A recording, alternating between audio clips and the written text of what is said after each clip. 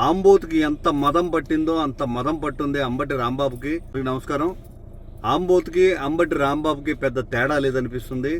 ఆంబోతుకి ఎంత మదం పట్టిందో అంత మదం పట్టుంది అంబటి రాంబాబుకి. అమ్మకి ఆరోగ్యం బాగలేక హాస్పిటల్కి వెళ్ళినా, తానకు బాగలేక హాస్పిటల్కి వెళ్ళినా నోటుకొచ్చినట్టు మాట్లాడుతున్నావు. అయినా హాస్పిటల్కి వెళ్తే నీకు వచ్చిన నొప్పేంది?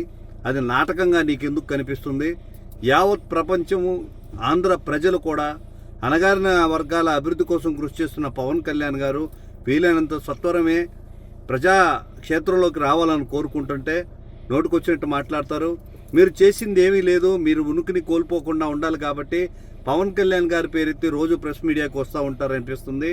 పాలసీల గురించి మాట్లాడండి, అభివృద్ధి గురించి మాట్లాడండి. మాట్లాడతాం. కులం, మతం, ప్రాంతీయం, ఆరోగ్యం అన్నిటి మీద కూడా రాజకీయం చేయాలని చూస్తే ప్రజలు చెప్పులతో తరిమి కొట్టే రోజు కూడా వస్తుందని మరొకసారి తెలియజేస్తూ, అహంకారాన్ని తగ్గించుకొని ఆంబోతు అధికారం దిగిపోయినా కూడా మదం తగ్గని అంబటి రాంబాబు రెండు ఒకటేగా కనబడుతున్నారు. ప్రజల మధ్యకి ఇలాంటి వ్యాఖ్యలతో వచ్చారంటే తరిమి కొట్టే రోజులు దగ్గరికి ఉన్నాయి. అసలే మీరు 11కు పడిపోయారు, రేపు 1 కూడా వచ్చే పరిస్థితి ఉండదు. వైసీపీ పార్టీ తుడిచిపెట్టుకుపోయే పరిస్థితి ఉంటుందని తెలియజేస్తున్నాను.